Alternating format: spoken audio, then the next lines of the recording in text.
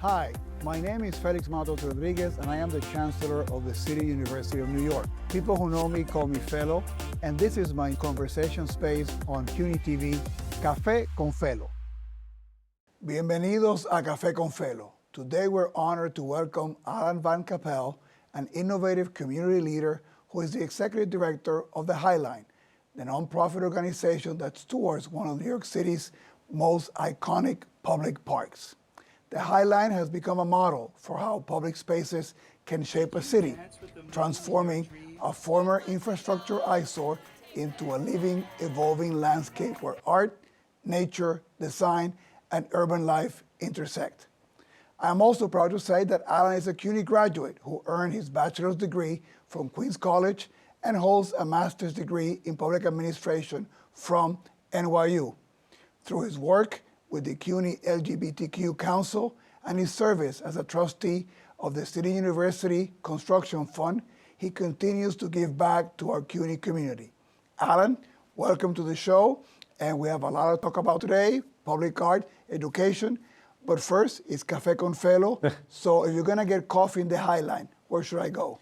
I go first to the corner of Washington and Gansevoort. I walk into the Whitney Museum, and I go to Frenchette, and I get my coffee, and then I walk up the stairs on Gansevoort, and I begin my walk on the Highline. And that is towards the end or the beginning of the Highline? That's the southern end. It was the first section of the Highline that opened. Okay. Yeah. One of the great things that I get to do here is give our audience a sense of your trajectory, right? And Queens College graduate, and you were working where you were a Queens College graduate. Can you give us a sense of how was your Queens College experience and how that led to your first opportunities, which I think were working in the labor sector, right? Yeah, I mean, Queens College for me was not where I thought I would end up, but I had no money, and my parents were stressed, and I had to figure out sort of college on my own. And I applied to Queens, and I had a lovely grandmother who lived on 249th Street and Union Turnpike in Queens, and she said I could live with her. And then I showed up at Queens College, and it was absolutely one of the best decisions I ever made in my entire life. It was just fantastic, and I loved the friends I made there, the professors. I learned how to be an activist and an organizer. It's how I ended up in the labor movement. We were renaming the clock tower on the quad at Queens College after Cheney Goodman Schwerner my freshman year, and we brought back all of the freedom riders that we knew of that were at Queens College in 1964 to help dedicate the renaming of the clock tower. And one of the guys ran a labor union of doctors that worked in public hospitals, interns, residents, and fellows, and he said, now that you're graduating, why don't you come and work? And I said, I'm not graduating, I'm only a freshman, and I'm just finishing my freshman year. And they said, we have nothing for you. And I called that office every day for about 3 weeks, and there was a woman named Dorcella, who I still speak to, who would answer the phones and finally put me to somebody who can help me. And Rudy Giuliani was trying to privatize public hospitals, and they were putting a campaign to stop the privatization of public hospitals, and they said I could work there during the summer, so I did. And when the summer ended, I changed all of my courses from music to public policy and organizing. Was my original major. I thought I would be an opera singer. Okay. Yeah. Do you still sing? In the shower, in the car, and once in a while, at a karaoke. Okay, that's wonderful. And so you begin doing this work in labor. I mean, a story all for particularly the students who are listening about persistence and staying, and keeping at it until you get the opportunity. And so you work with labor, right? And so what was the next phase in your very diverse sort of public service career? Yeah, so in labor, I started with doctors, interns, residents, and fellows, and then I went to work for nursing home workers who were on Long Island, and they were trying to fight for a good contract, so I ran their political shop. And then I left the labor movement after spending a bunch of years working at 32 BJ, running the political shop for Mike Fishman and Hector Figueroa, who to me were like legends. Yep. And then after fighting for everybody else's rights, I kind of thought to myself, I wake up every single day, and I have 1,100 fewer rights than my twin sister, and almost 1,300 state rights that I don't have because I was born gay and she was born straight. And I thought, that doesn't seem fair, and I was barely out. And I thought, you know, after spending all this time talking about dignity and justice, I should sort of live that. And so I went off to lead at 27 the states, and then at that time, the country's largest statewide LGBTQ civil That was rights the Pride organization. Agenda, right? That was the Pride Agenda, yeah. And a lot of phenomenal accomplishments that now people maybe take for granted, right? Well, like you said, at that time, you were breaking new ground and bringing coalitions together to make that happen. I mean, when we started, and I started doing this work, it was still illegal to have gay sex. The sodomy laws were still in book. We reversed that. You couldn't make a medical decision for the person you had been in a relationship with for 25 years. We passed a law to change that. You couldn't bury your partner when they died, because their family could come in and claim it because you were not next of kin in the legal status. We passed a law to change it. Every time we passed a law, it wasn't by accident. We chose those laws because, one, they meant something to real people, but two, it proved to elected officials in Albany that the sky wasn't going to fall if you passed a gay rights bill of any kind. Right. And so if somebody said, if we went to you and you were a state legislature and we said, Felo, we want you to vote for marriage, and you would say no, I'd say, great, what else can I work with you on? What's the next thing I can work with you on? And what worries me now in 2026 is that we don't ask that follow-up question. If you're not with me 100%, then somehow you're the enemy. And that is not, in my mind, how we make progress. Yes. How we make progress is by saying, great, you can't be with me on here. I want to understand how you got that point of view. Where's the common ground? Where's it? And then what can we agree on together? And you know, every time my team says, we want to partner, I say, who's the unlikely ally you want to partner with? Because I think that makes it a lot more interesting. Well, and that also creates muscle memory for a lot of others important civic engagement and conversations that we all need to have. That's right. So kudos for that, and it's great advice, you know, given the times that we face and the polarization that we envision.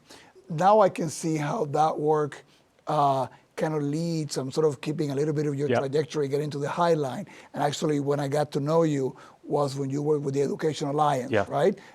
Which was another very important community asset. Can you talk a little bit about how do you move from the Pride Agenda to that line of work? Part of my work at the Pride Agenda was helping to create a statewide LGBTQ health and human services network. So I got to understand a lot of the health and human services needs. I also grew up in a home that was not well resourced. So a lot of those needs were not unfamiliar to me. And so the chance to then work in my neighborhood on the Lower East Side, blocks from where I live, right, at a community center that welcomed well-to-do middle-income and working-class New Yorkers all through the same doors, you know, was to me transformative. We built the country's first community center for addiction and wellness called the Center for Recovery and Wellness on Avenue D that has a high school, a DOE high school, 100 beds, short-term, long-term residential, and then we paid community people to become community ambassadors and peer navigators to bring business into the center. We created the first economically integrated early childhood program that merged Head Start funding and private tuition dollars and DOE funding, all to create an economically integrated early childhood program in New York that we then worked with Aspen to study the metrics for. So that part I loved. And then when I was thinking about, you know, what do I do next? I just thought, what's the piece that I loved most about Ed Alliance? And what I loved was that we brought economic diversity together and everybody can be in the same place. And that's what the High Line does. Yes. You know, a place that was built for 350,000 will welcome 6.2 million people, or welcomed 6.2 million people in 2025. And you don't have to agree with each other to be on the High Line. You don't have to buy anything to be on the High Line. You don't have to perform or see a performance in order to be there. You could just show up and then make that experience your own, and I really love that. Oh my God, that has to be, I mean, first is one of my favorite places in the city, so I'm delighted that when you became the director and my two boys, you know, we have so many iconic moments of different times of them growing up that we've been, in the High Line, the number of people that we have bumped into as you walk there. You know, I didn't know you were visiting New York, so give me a sense of the history of was the High Line the first of its kind, or were they replicating a model that proved successful elsewhere? There's a version in Paris which is very different. When Robbie Hammond and Josh David met at a community board meeting because they heard they were going to tear this elevated train track down, and they viewed it not as a fait accompli, they viewed it as an invitation to organize. And I always remind our staff at Friends of the High Line, we started off as an advocacy organization. We started off in community with people, organizing people to save this structure. And then rather than top down say, what should it be? We invited a global competition to imagine what the High Line could be. And one was, that's a great drawing of a 1.5 mile long swimming pool, where they turned the High Line into a basin. And so we thought that was one idea. Another idea was to put a roller coaster on top.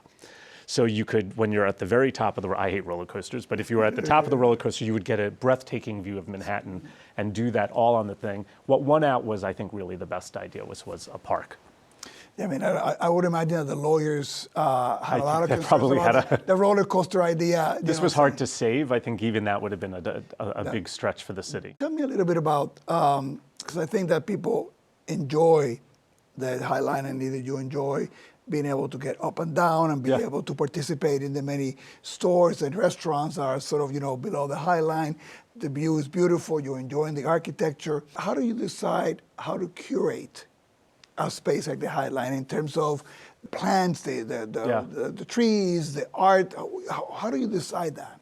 Well, Pete Oudoff, who was the landscape architect for the High Line, says, you should never plant anything unless it's going to look good dead. And he viewed the gardens of the High Line, which were just ranked one of the 25 most important gardens to see before you die, and there were only 2 in the US. He said, it has to be visually interesting the entire year. So I thought, oh, the winter, it's kind of dead. Mm-hmm. But it's actually really sculptural. And as he said, brown is a shade of color. And there are lots of shades of brown. And they all appear in the winter months. And so I would encourage folks, I know it's cold and it's windy, but the High Line's actually in the winter a really wonderful place to go walk. Our job is to make it look like everything just happened. That it's, and our nickname is sort of like wild by design. It's meant to look wild. But every zone on the High Line, and we have many, are curated by horticulturalists who have lived and worked in that zone for a long time. And there are actually 3 different levels. There's a tree canopy, there's a mid-story, and then there's the understory on the High Line. And we're always thinking, what's above us? What's at eye level? What's down below? When are things blooming? What's popping next? So it's interesting. You got your master's at NYU, and I believe that you teach, or you maybe not currently, but I have been on and off. And can you talk a little bit about how your education, both at Queens College and at NYU, has sort of shaped the decisions that you made, or the possibilities that came before you were able to take advantage of? Yeah, I think I really believed growing up that most doors were going to be closed to me, because I didn't go to the marquee high schools. I didn't come from a family that had a great amount of wealth, and I really did believe that my options were just going to be limited. What I saw at CUNY were students that never took no for an answer and were persistent. And I think I had some of it beforehand, but I really learned a lot of it at CUNY. And then that pushed me to go to graduate school. I paid for both my degrees, and I have to say, of all the things outside of my kids and my husband that really mean a lot to me, those 2 degrees mean a lot, because I really do feel like I paid for them, I worked for them, right? And there was no handout, or I didn't have somebody sort of guiding me, those parental figures in that way. Great parents, but that was not going to be the thing. Well, I want to thank you for some of the work you've done in giving back. As a trustee of our construction fund, our infrastructure is one of the key ways in which we stay current to give students the best opportunities they can. So thank you for that. My pleasure. For that work. I also know that you're very active in the LGBTQ Council, in mentoring and talking to students. I know you were at Queens, I think recently, speaking to some of the students. Just a month ago. How does it feel to be sort of be in that position to be able to give back? I feel blessed to be able to do it. I feel called to do it. Our family goes to Mass every Sunday. My favorite hymn in Mass is the Servant's Song. I really think that is always sung to me.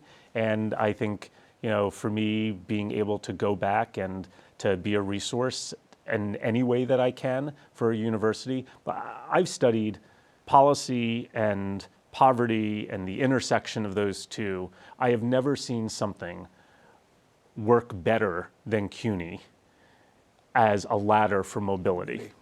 And there used to be so many ladders for mobility in this city, and so many of them have slowly been divested from.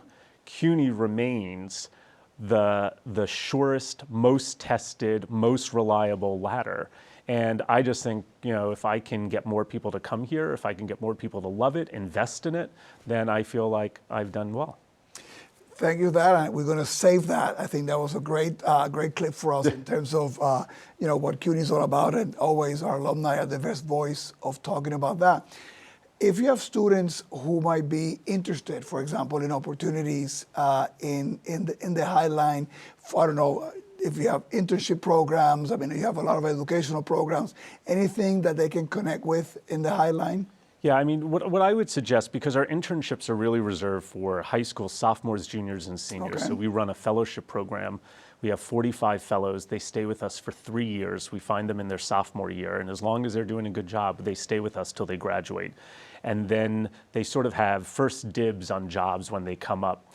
And they can focus on horticulture, art, civic engagement, and production. So we show them all of the different avenues, and then they're leading tours on the Highline, and they're working in the gardens on the Highline, and they're producing events on the Highline, and it's great.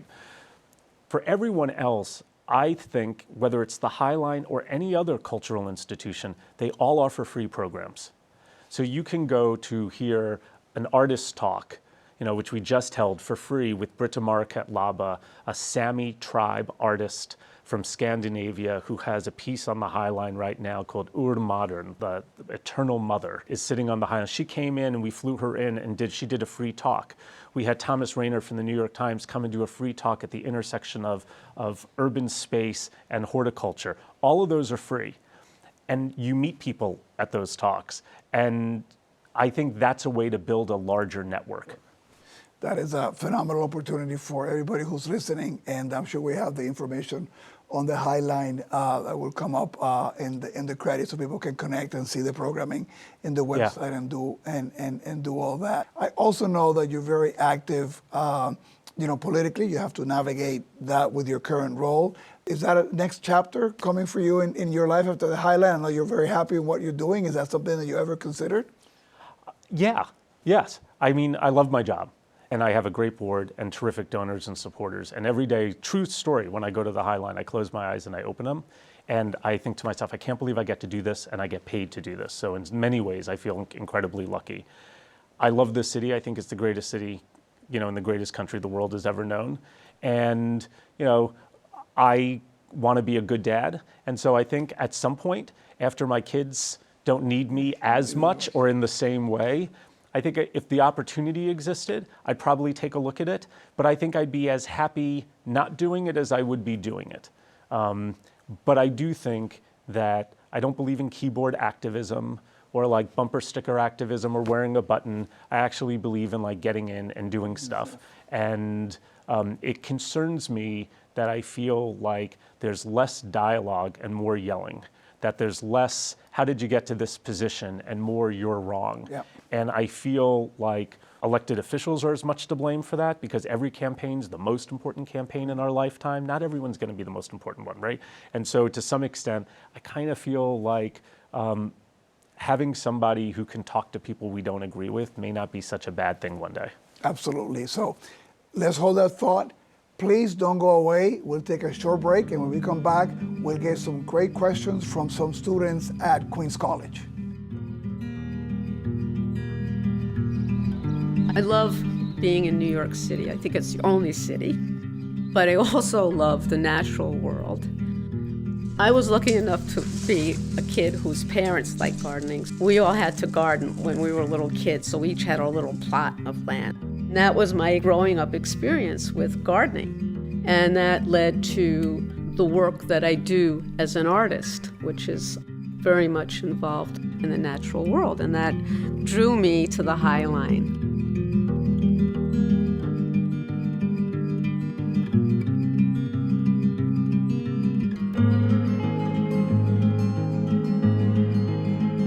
My name is Gammy Miller. The High Line is my garden. I'm not new to volunteering. I've done a lot. It's a way of giving back to the city, but it's also a way of having a hands-on experience with nature and gardening. It's an amazing group effort, and it allows me to use what I know for a greater cause. Welcome back to Café con Felo. We are continuing our great conversation with Alan van Capelle, the Executive Director of the High Line, exploring how public spaces can function as a living classroom, shaping community, culture, and the future of our cities. Now let's turn to questions from students from Queens College, which is Alan's alma mater. The first question is from Lauren. In a constantly expanding city, the High Line acts as a crossroads for nature, urban design, and public art. What is your strategy for balancing these elements to provide a seamless experience while still serving as a holistic community environment? Ooh, it's such a great question. I know. But we think about it all the time, because to me, the word I use is dialogue. The High Line has to be in dialogue with the building and the architecture around it, with the traffic down below, with the art that's placed on it, with the wildlife that we're bringing back to the west side. We just saw our first bat. We have possums now on the High Line, right? That didn't exist on the west side of Manhattan for a while. So we're constantly making sure that things are in dialogue. It's funny because so many things were built up along the High Line since we opened 15 years ago. And now I feel like we play defense a little bit more than we play offense, because a new building comes up, it casts a shadow, or the glass reflects on the plants, and we have to change out the plants. Because not everything survives. You need a certain amount of sun. Maybe you just lost it. So we're constantly adjusting, but trying to keep the vision that existed beforehand. That's right.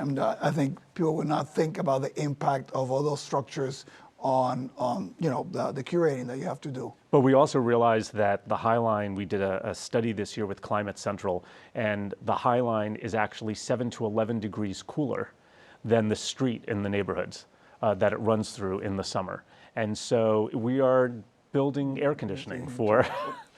badly needed in the summer here 100%. in the city. And in those 15 years also, the economic impact, I would imagine that in that whole corridor. Billions of dollars. And you can just see the investments that people have made in and along the High Line, which is one of the reasons why we spend so much time talking to other projects. So the High Line has what's called the High Line Network, 46 different industrial reuse projects all across the country in red states and blue states. And one of the things we say to them is, buy the land up around your piece of industrial reuse. It's really valuable. Cool.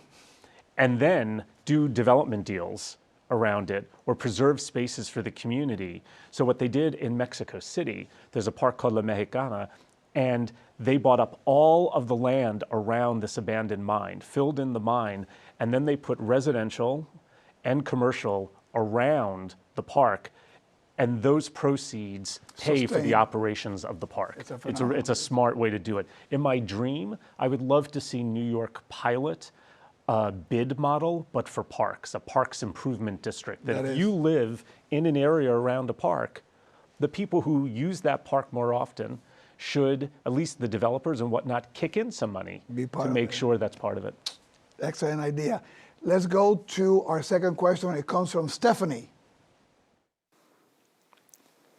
Hi, I'm a fashion and design student at Queens College. Here's my question. Fashion is often seen as exclusive, but public spaces are open to everyone. How do you think creativity can stay accessible and inclusive?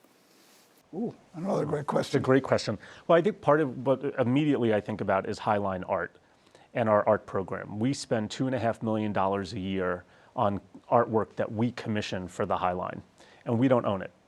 So we find the artist, we pay you for your idea, we pay you to make a maquette, a little miniature of the statue. We then if we decide we want to use it, we then pay for the fabrication of the piece. We pay for the installation, the de-installation. After 12 months, it lives on the High Line for 12 months, and then we give it back to the artist because we want to disrupt the idea of the starving artist. Now that artist, so there was a piece that was on the High Line that's now in Paris and is soon going to Mexico City. Like, that's exactly what we love, and then it's going to be sold. Or the pigeon that's on top of the High Line right now, called Dinosaur by Ivana Gote, a wonderful Colombian artist, that's going to get sold, and Yvonne's going to make a lot of money from that. And we'll recoup some of our investment, but it's going to go back to support the next artist. So all the artwork in the High Line is not permanent? It's Everything changes. And so no matter when you go to the High Line, you're going to see a different piece of art. You're going to see it interact with nature differently, because what it looks like in the winter is completely different than what it looks like in the spring or in the fall. And why I love the program so much is that museums, despite everything that they've done to become more welcoming, there are all these rules with museums that are unspoken. Someone comes in and you have to check your bag. You have to get a ticket or something. How long can you stay in front of a piece of art? Do you have to move aside? Can you talk? What's my voice volume supposed to be? Can my kid move around here? I love it because you can walk on the High Line. There are no rules about how you appreciate and experience the art. We often take indigenous and BIPOC artists who haven't worked in a medium or at this scale before, and we give them a platform to do it.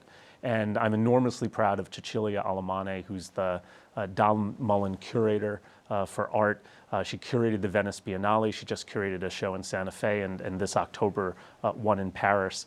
And I think, and she does a spectacular job for the city. And I think it's really what I think about as our gift to the city, is a free public art program. Oh my goodness. Yeah.